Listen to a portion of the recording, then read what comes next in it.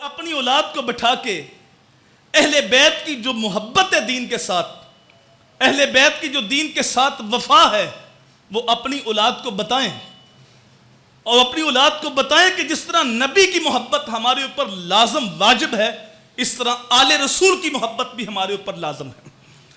اگر کوئی شخص اپنے سینے میں اہل بیت کا بغض رکھتا ہے تو وہ سینہ کسی مومن کا سینہ نہیں ہے۔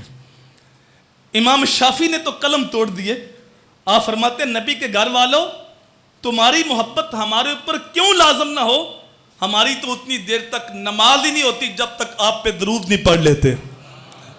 تو اپنی اولاد کو بٹھائیں اور یہ حدیثیں سنائیں کہ میرے حضور نے فرمایا اللہ سے محبت کرو وہ تمہیں رزق دیتا ہے، اور فرمایا مجھ سے محبت کرو چونکہ میں تو تمہارے رب کا بھی محبوب ہوں۔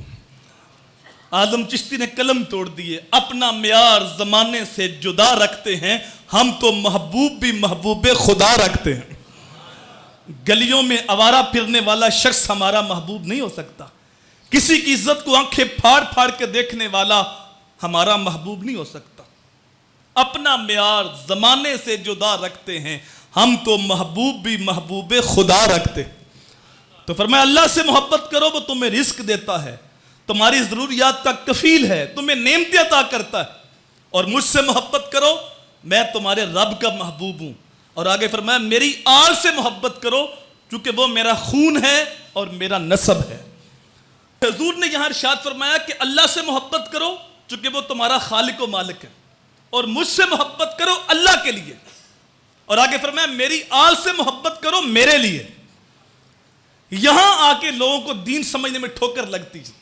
یہ محرم کا مہینہ آتا ہے، کچھ صحابہ کا جھنڈا اٹھاتے ہیں اور اہل بیت کے ساتھ بغض رکھتے ہیں، اور جب ان کا بغض زبانوں پہ آتا ہے تو پھر وہ یزید کے گیت گا رہے ہوتے ہیں، اصل میں اہل بیت کا بغض بول رہا ہوتا ہے، اور کچھ اہل بیت کی محبت کا دم بھرتے ہیں، حسن و حسین کی بات تو کریں گے اور آنسو بھی بہائیں گے، لیکن اصحاب ثلاثہ کو گالیاں دیں گے، اصحاب پیغمبر کو برا بھلا کہیں گے۔ اللہ اکبر، وہ ابو بکر جن کی عظمت کا عالم یہ ہے کہ میرے حضور فرمایا میرے اوپر جس نے بھی احسان کیا ہے میں نے اس کے احسان کا بدلہ دے دیا ہے، لیکن ابو بکر ایک ایسا شخص ہے جس کے احسان کا بدلہ قیامت کو اللہ ہی پورا فرمائے گا۔ کوئی حضرت عمر فاروق کے بارے بات کرتا ہے، تان کرتا ہے، وہ حضرت عمر جس کے بارے میرے حضور فرمائے لو کانا بعدی نبی لکانا عمر، میرے بعد نبوت کا دروازہ بند ہے، اگر میرے بعد کو نبی ہوتا تو عمر فاروق ہوتا۔ الشیطان یفر من ظل عمر، میرا عمر اتنا پاک ہے اس کے سائز شیطان بھی ڈر کے بھاگ جاتا ہے، جس نے جنتی دیکھنا ہو میرے عمر کو دیکھ۔ کوئی حضرت عثمان غنی کے بارے بات کر رہا ہوتا ہے، وہ عثمان غنی جس کے نکاح میں حضور کی 2 صاحبزادیاں آئیں، مولا علی کی بڑی عظمت ہے، بڑی شان ہے، ان کے عقد زوجیت میں حضور کی لاڈلی صاحبزادی سیدہ طیبہ طاہرہ حضرت فاطمہ سلام اللہ علیہا، لیکن یاد رکھیے ان کے نکاح میں حضور کی 1 صاحبزادی اور عثمان غنی کے نکاح میں حضور کی 2 صاحبزادی۔ یہ ایسا آزاد ہے نہ صرف اس امت میں بلکہ پچھلی امتوں میں، حضرت آدم علیہ السلام سے لے کر میرے حضور تک کسی نبی کے کسی امتی کو یہ اعزاز نہیں ملا کہ اس کے نکاح میں کسی نبی کی 2 بیٹیاں یک کے بعد دیگرے آئی ہیں۔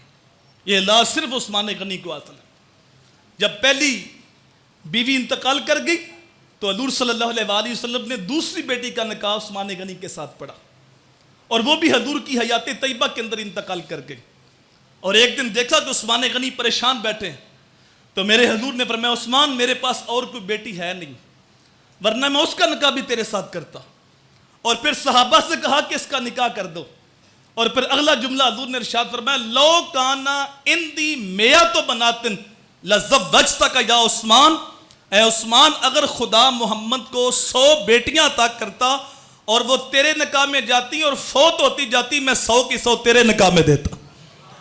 یہ عظمت ہے حضرت عثمان غنی کی، جن کی عظمت کا عالم یہ ہے کہ میرے حضور فرمائے عثمان وہ جوان ہے جس سے اللہ کے فرشتے بھی حیا کرتے ہیں۔ یار عثمان غنی سے تو اللہ کے فرشتے بھی حیا کرتے ہیں، اور جو عثمان غنی کا بھی حیا نہ کرے اس سے بڑا بے حیا زمانے کے اندر ہو ہی کوئی نہیں سکتا۔ تو کوئی عثمان غنی کے بارے بات کر رہا تھا, کوئی دیگر صحابہ کو برا بلا کہہ رہے ہیں.